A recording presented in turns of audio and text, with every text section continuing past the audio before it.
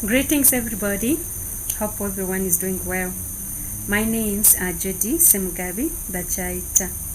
Today I'm back with Luganda lesson 16, essomo ery'ekumi n'omukaaga Luganda. Today we are going to learn about our body parts in both singular and plural. Ebitundu by'emibiri gyaffe mu bumu ne mu bungi. These are the body parts we are going to talk about.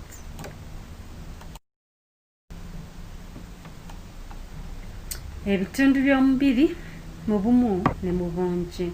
Body parts in singular and in plural. So, we are starting with omutwe. Omutwe. That's head. Head in singular. Emitwe. Emitwe in plural, it's heads. Echenyi. Echenyi in singular, it is forehead in English. Ebyenyi. Ebyenyi, that's plural, foreheads. Enyindo. Enyindo in singular, nose. Enyindo in plural. So, enyindo is the same word for both singular and plural. But in English, it does change. Nose in singular, noses in plural. Octu. Octu, singular, that's ear. Amatu. Amatu in plural, ears. Erinyo. Erinyo in singular, that is tooth. Amanyo. Amanyo, plural, teeth. Ensingo. Ensingo, singular, neck. Ensingo. Ensingo, plural, necks. In English, it changes neck to necks, while in Luganda, ensingo, ensingo. It is the same word for both singular and plural. Echibegabega. Echibegabega, that's in singular, shoulder in English. Ebibegabega. Ebibegabega in plural, shoulders. Ebere. Ebere, breast in singular. Amabere. Amabere, breasts in plural. Echiwato. Echiwato, singular, waist. Ebiwato. Ebiwato, plural, waists.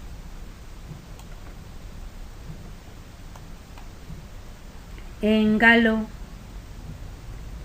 Engalo, singular, finger. Engalo. Engalo, fingers. Does change in English, doesn't change in Luganda. Ekundi. Ekundi, belly button, singular. Amakundi. Amakundi, plural, belly buttons. Echisambi. Echisambi in singular, thigh. Ebisambi. Ebisambi, thighs.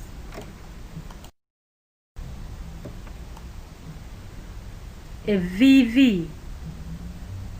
Evivi, that's knee. Amavivi. Amavivi in plural, knees. Echigere. Echigere, foot. Ebigere in plural. Ebigere, feet. Akagere. Akagere, Obuto. Obugere. Obugere in plural, those are toes. Enviiri. Enviiri, hair. Enviiri. Enviiri, hair. So, in plural and singular, enviiri doesn't change. Also in English, it doesn't change. It only depends on what you are referring to when you are talking, the way you construct your sentence. That's when you can use the plural part. Eriso. Eriso. That's an eye. Amaaso. Amaaso, plural, eyes. Ettama. Ettama, cheek. Amatama. Amatama, in plural, cheeks. Omumwa. Omumwa, mouth. Emimwa. Emimwa, mouth. Ekifuba. Ekifuba, chest.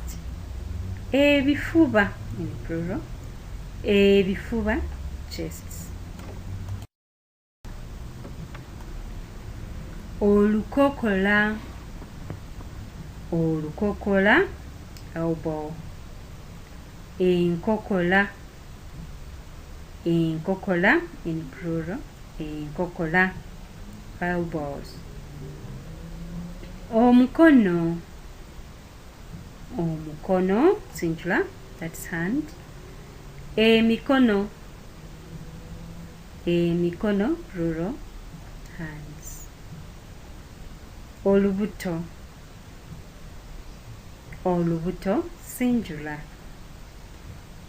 that is stomach in English. Embuto, plural. Embuto, stomachs.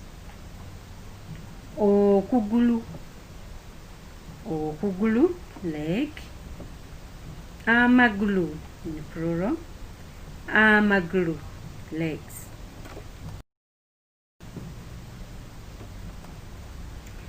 This is the end of our lesson 16.